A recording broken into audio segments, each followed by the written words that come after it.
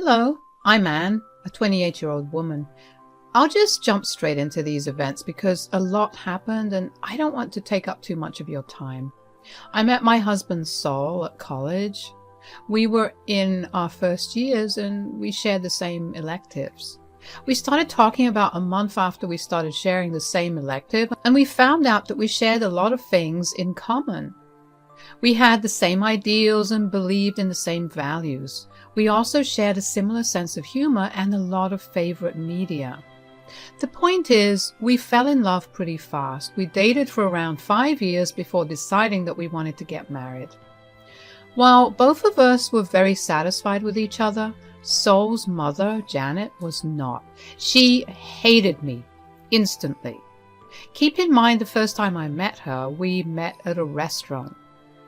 I made sure that I dressed and behaved appropriately. She still took it upon herself to belittle me and make fun of me the entire time. Saul's father, William, kept trying to shut Janet up, but she remained silent for a few minutes before getting back to talking badly about me. I remember asking Saul if I did something wrong to his mother after the first time I met her. "Saul, did I do or say something that your mom didn't like?" "Absolutely not. I was just going to apologize for her crappy behavior. I really am sorry she said all that. You didn't deserve that." "Why do you think she was being so mean?" "I know this isn't an excuse in any way, but this could just be a plausible reason. I'm the only boy in my family, and she's always had a soft spot for me. I guess maybe that's why." "Even if that's the case, shouldn't your happiness be the one thing she wants? I mean, I make you happy, right?" "Of course, my love. I wish I could explain to you why my mother behaved that way, but I can't. Although I can tell you that no matter what she says or does, it will never change the way I feel about you." "Are you sure?" "Absolutely. You're the best thing that has ever happened to me. I'd be crazy to ever let you go." I felt reassured after that. We continued to be happy with each other. Of course, Janet kept trying to say things against me, but Saul would always stand up for me. Janet didn't like that, and that only made her hate me more. I learned to just ignore her over the years. Janet's hatred for me only got worse after Saul and I got married, but instead of having to deal with her constantly, we decided to go low contact with her. For the next few years, we only saw Janet at family gatherings and on birthdays. That, of course, never stopped her from belittling me whenever we saw each other. But I ignored her always. Aside from that, life was going really great. As the saying goes, all good things come to an end. Things started to go downhill when I got a promotion at work. The promotion involved putting in extra work for a whopping 50% increase in pay. I didn't mind the extra hours, but I knew that it would be wrong of me to make a big decision like that by myself. I discussed it with Saul, and both of us agreed that it would be a smart move to make. We didn't have kids to worry about, and it would have benefited our household. And so I began working longer and harder hours.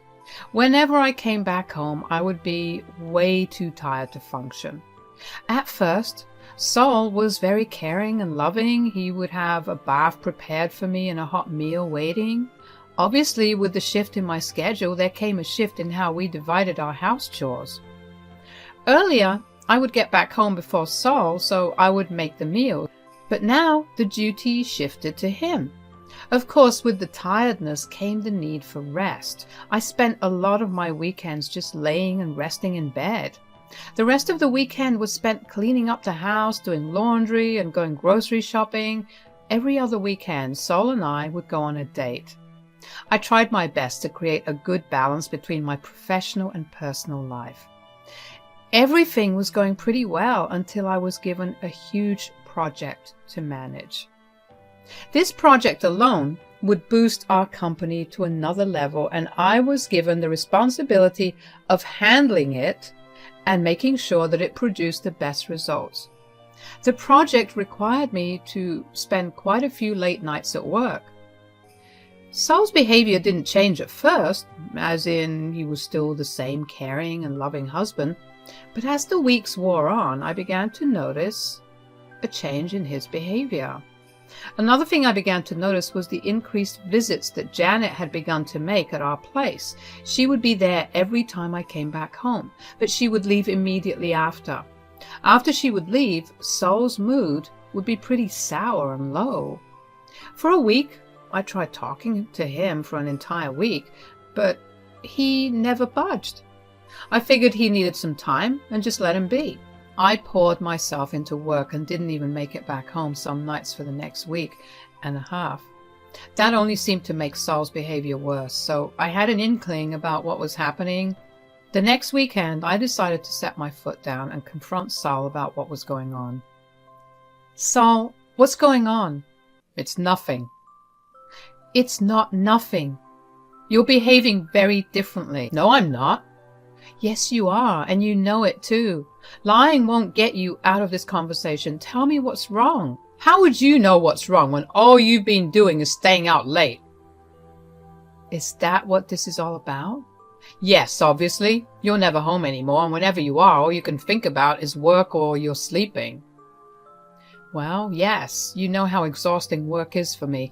I don't have it in me to do anything else right now. Plus, right now and for the next few weeks, I'll be busy for a long time on this one particular project."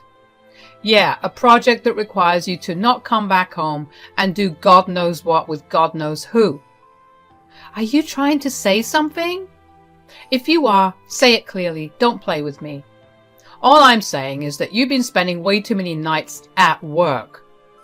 "So you're basically accusing me of cheating?" "I didn't say that."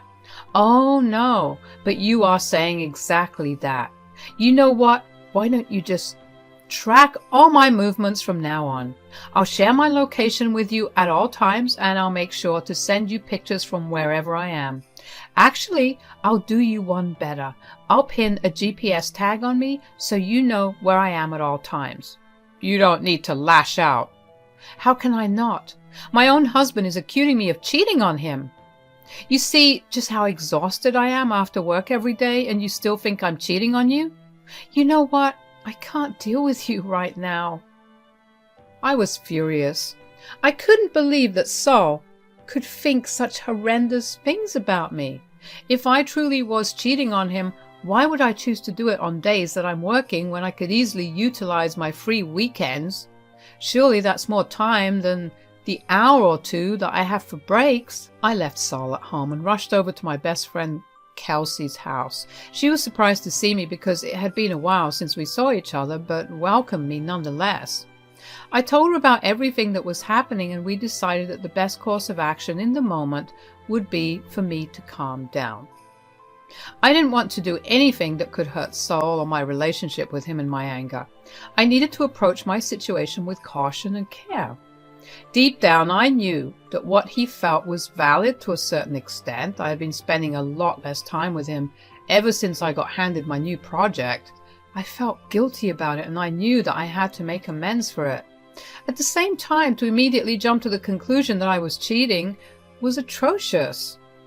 It took me about 10 minutes to gather myself. I cried a little because of how hurt I was, but when I had calmed down, Kelsey and I began to talk about it properly. "So, what led to all this happening?" "I mean, I get why it happened. I've been out too late and we haven't been spending much time together."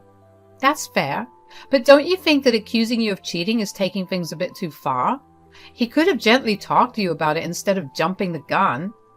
"That's true. I just don't know what to do about all this. I've done nothing to even imply that I've been cheating. Other than me working late, of course, but even then. He knows just how disgusted I feel about cheating, so for him to think of me doing something like that is upsetting as hell." "I bet. Do you think something must have happened for him to think that?" "What do you mean?" "I don't know, like maybe he was watching things that made him overthink your activities and behavior, or someone was telling him something and that's why he thought that you were cheating." "You know, now that you mention it, I have been seeing Janet at our place a lot more often now." Oh, doesn't she hate you? More than anything. I bet she's been feeding him this nonsense. Absolutely. Although I do have to say that you and Saul need to talk, because if it took this little for Saul to view you negatively, there's something wrong happening. I agree. I need to find out what Janet is trying to do, though. There was no doubt in my mind at that point that Janet was involved in that situation. The way that she would glare at me when she walked out of the house and the drop in Saul's mood only confirmed my suspicions. I knew that Saul wouldn't openly believe her, or even if he did, he wouldn't act on it without proof. So I knew that she would try to do something to get evidence. I just needed to keep myself alert for whatever it was. When I got back home, Saul refused to talk to me. I was sure that he thought I had just gone to my lover's place, but I was too emotionally drained at that point to care. I fell asleep, and when I woke up, I heard Saul on a call with his mother. The phone was on speaker, and I could hear everything she was saying. I told you that she was good for nothing, but you never listened to me. I love her, okay? Clearly, she didn't love you back enough. She had one big fight with you, and she just went straight into another man's arms. We don't know that. Ugh, you can't even say it with any confidence. She looked so hurt and upset when I told her I thought she was cheating on me. I mean, she did make a good point about being too tired from work to even cheat. Cheaters always find a way to cheat. Don't get fooled by her reasoning. I still have no proof of anything, so I can't even decide on what I want to believe. You don't need to worry about that. I've taken care of it already. Taken care of it? What do you mean? I hired a private investigator to go after her. He'll go everywhere she goes, and he'll get us our evidence. Isn't that a little too much? Nothing is too much when it comes to exposing Anne. Just you wait and see. She'll be begging for forgiveness once we have that proof. So that was what she had intended to do. It felt jarring to hear her talking to Saul that way, and him barely defending me. I guess I messed up by not devoting much time to the two of us, considering how Saul would always defend me from her before. I knew then and there that I needed to do something to get back the man I loved. I needed to get some dirt on Janet. The next week, I kept an eye out for whoever was following me. It wasn't that hard. Everywhere I went, there was this one red car parked just a little away from me. The first few times I spotted it, I thought it was a coincidence that I was seeing the same type of red car. And then I memorized the number plate of the car and realized that it was the same one. I didn't want Janet to know that I was in on her plan, but I needed the tables turned. One night, while I was staying back at work, I decided to go downstairs to where the car was parked. It was pretty late, and the man inside was asleep. Janet really knew how to pick a good PI. I didn't care that he was not a good PI. In fact, I had a feeling that it would only work in my favor. I approached his car and knocked on his window. The man was startled awake, and his eyes widened when he saw me. I mentioned for him to roll down his windows. I asked him what his name was, and he reluctantly told me that it was Todd. Hey, Todd, I've noticed that you've been following me around for quite a while now. Oh, it's nothing like that. Then why have you been parked here every night that I'm in the office and only leave when I leave? Sometimes I even see you parked a little away from my house. It's all just coincidence. Save it. I know you're Anne's PI. Please don't tell her that you found out. I owe her a favor, and that's the only reason I took this on. She'd make me do more work for her if I failed at this, and I really want to be done with her. All right then, I want you to double-cross her. Double-cross? Yeah, I want you to collect dirt on her instead. Did she tell you what she planned to do with the evidence she got from you?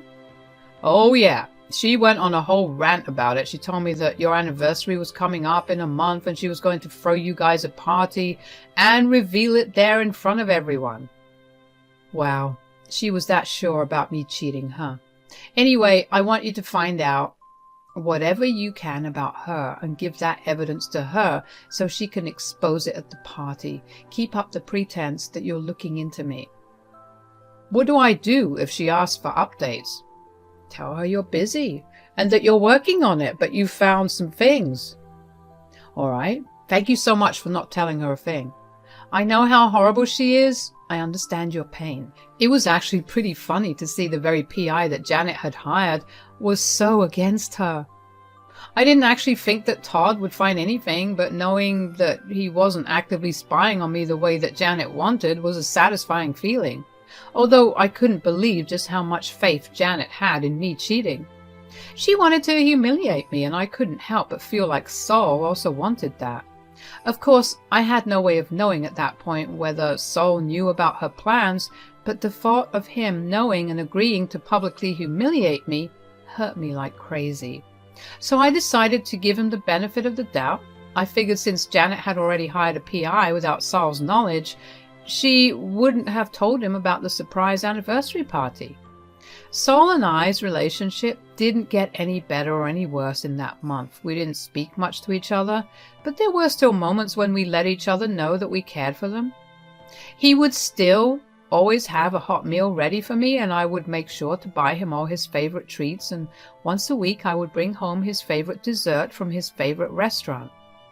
Even though no words were spoken, there was an understanding that we just needed time to sort through our emotions. Saul and I did talk from time to time, but never broached the topic of me cheating.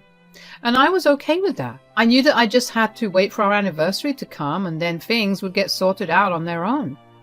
Finally, the time came for our anniversary. Janet called us very early in the morning to come over to her place for brunch. Saul seemed confused when she asked us to come over, and that only made my suspicion about him not knowing her plans even more solid.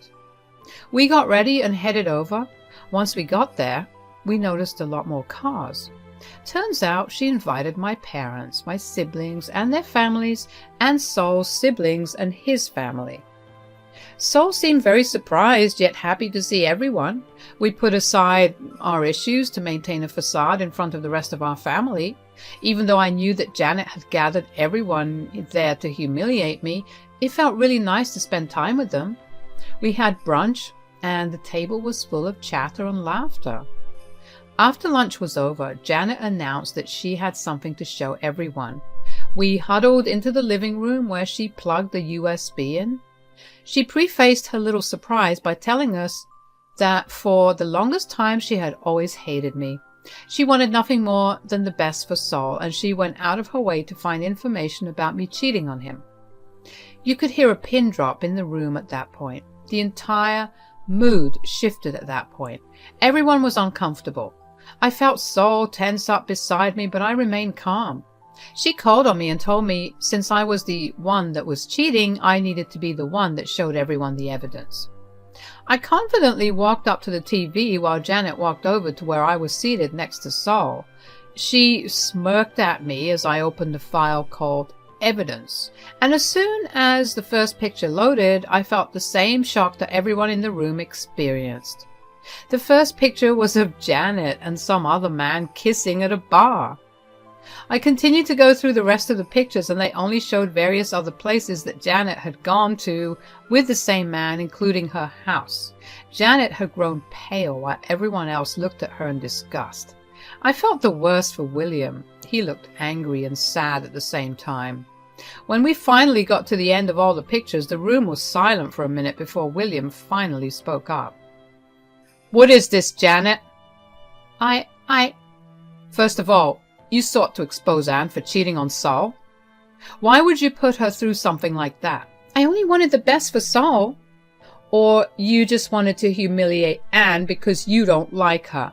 Saul is just your sorry cover. Not to mention you tried to expose her for cheating when you're the one doing it. Do you not see how much of a hypocrite you're being? That was not supposed to happen. I don't know how, but I just know that Anne has done something here.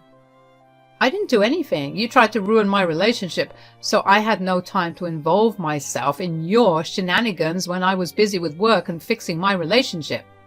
Don't lie. What did you do? Stop trying to pass off your problem to Anne. Stop doing what you did with Saul. Your truth is out. So own up to it. She knew I hated her. She did this to humiliate me. I don't see an issue with it, when that was exactly what you were trying to do as well. So, you believe me, right? You know that she has been cheating on you, right? I don't think so anymore. I feel pathetic that I even listened to you. You almost destroyed the best thing I've ever had because of your selfishness. I never want to see or hear from you again. You will have exactly 1 month to move out of this house. I'll have the divorce papers handed to you before that. I couldn't believe how well things worked out in my favor. A few days later, with a little bit of research, I managed to find Todd. I told him about the outcome and he told me that he had already found out. Janet had called him to yell at him, but he simply told her that he had done his favor for her and hung up and blocked her. Todd also told me that he had never taken his work more seriously than when he found out that Janet was the one who was cheating. I will admit that it made me laugh a little too loud. William and Janet got divorced shortly after. William has been a bit of a mess, but that is expected considering that his 20-year marriage was broken. But Sol and I made sure that we were there with him at every moment that we had. On nights that I was busy, Sol would stay over with his dad just to slowly ease him into being alone. Janet moved out, but not without trying to choke me. Thankfully, William and Sol held her back and I wasn't harmed. As for Sol and I, we're doing great. Sol has apologized profusely for ever suspecting me. Of course, it took some time to fully forgive him and forget what had happened, but we agreed to go for couples counseling. We've slowly been sorting through all our issues for the past month, and I feel like our relationship has never been stronger. If there's one thing that I think I've learned through all this, it's to always make sure that you tell the people you love how much you love and appreciate them. Thank you for listening.